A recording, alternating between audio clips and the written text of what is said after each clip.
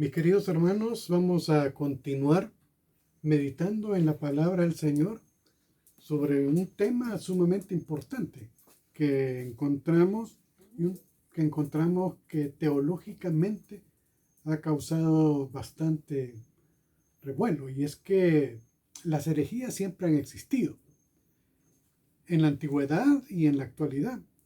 Vamos a analizar el por qué importante lo que hemos estado viendo anteriormente como contexto, lo que hemos estado meditando anteriormente en el contexto, de cara al libro de Gálatas 3, del versículo 1 al 4. Gálatas 3 va a hablarnos de este tema sumamente importante para nosotros. Ahora, ¿cuál es el contexto de Gálatas? El apóstol Pablo, obviamente, cuando escribió esto y dijo esta carta, estaba bastante molesto, bastante irritado con los Gálatas. De hecho, él ya tenía como ciertas discusiones con el apóstol Pedro acerca de la influencia que estaban teniendo los judaizantes y cómo se estaban infiltrando los judaizantes para poder desviar del camino del evangelio que Pablo había predicado en la iglesia. Y eso obviamente lo tenía molesto, porque Pablo había predicado el evangelio de Jesucristo, el evangelio de la salvación por gracia. Y sin embargo había una influencia de los judaizantes para poder desvirtuar y hacer que la gente saliera y dejara ese evangelio por volver nuevamente a lo que es la ley. Hay algo importante porque nosotros hablábamos en Proverbios 1 y el versículo 7, hablábamos que el principio de la sabiduría es el temor de Dios y que los insensatos desprecian la sabiduría y la enseñanza. Los insensatos desprecian la sabiduría y la enseñanza. Ahora vamos a ver que este mismo término es el que utiliza precisamente Pablo para referirse a los Gálatas. Y en el versículo, en el capítulo 3, del 1 al 4, dice el apóstol en su carta a los Gálatas: oh Gálatas insensatos, ¿quién os fascinó para no obedecer la verdad, a vosotros ante cuyos ojos Jesucristo fue ya presentado claramente entre vosotros como crucificado? Esto solo quiero saber de vosotros: ¿recibisteis el Espíritu por las obras de la ley o por el oír con fe? ¿Tan necios sois? Habiendo comenzado por el Espíritu, ¿ahora vais a acabar por la carne? Tantas cosas habéis padecido en vano, si es que realmente fue en vano. Qué tremendo, ¿verdad? Cómo el apóstol se refiere a los Gálatas. Se nota fácilmente la molestia que él tiene al escribir esta carta, ya que cuando inicia, oh Gálatas insensatos, el término insensatos es alguien que no utiliza realmente la cabeza y que hace cosas locuras, ¿verdad? Torpezas, a pesar de que conoce realmente la verdad. Digamos, otros lo llaman insensatos como tontos, estúpidos. Así se está refiriendo precisamente Pablo.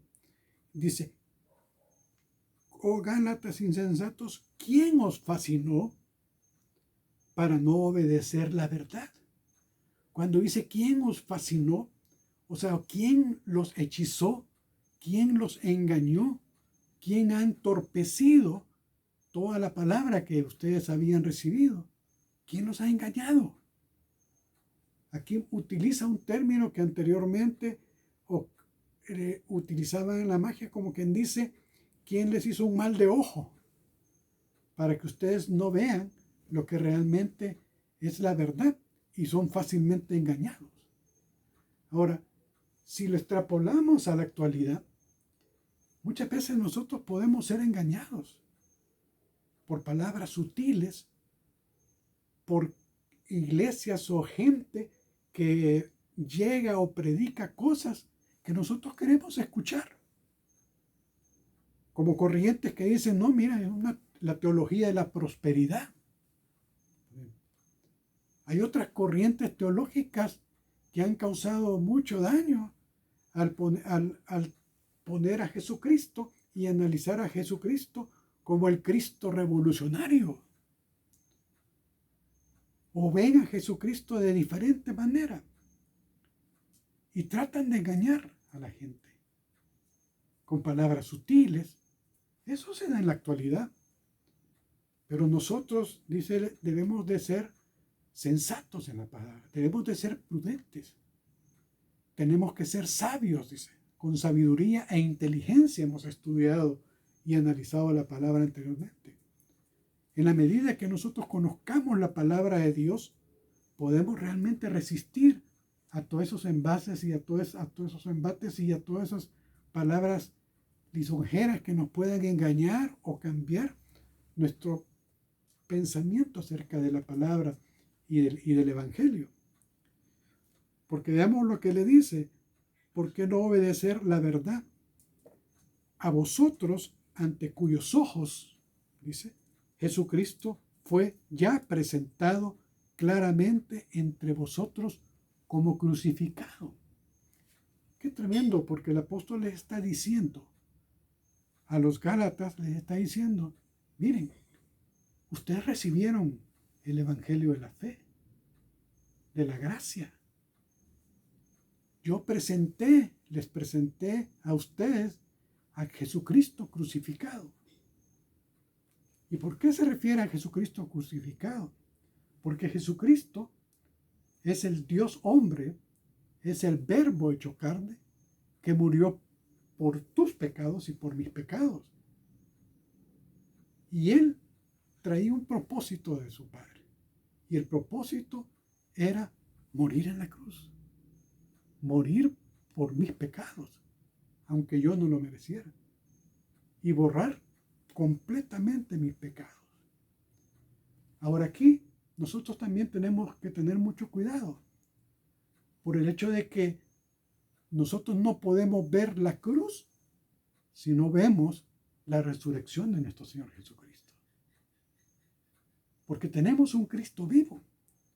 Y la reacción, ya que si la resurrección de Jesucristo no es cierta, vana es nuestra fe, dice la palabra del Señor. Vana es nuestra fe, dice Corintios, si la resurrección no es cierta.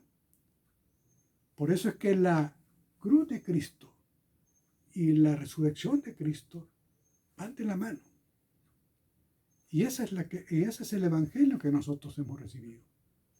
El evangelio de que debemos reconocer que somos pecadores, que Cristo es el Hijo de Dios, es el Cristo, es el Mesías hecho carne, que vivió, murió y fue crucificado y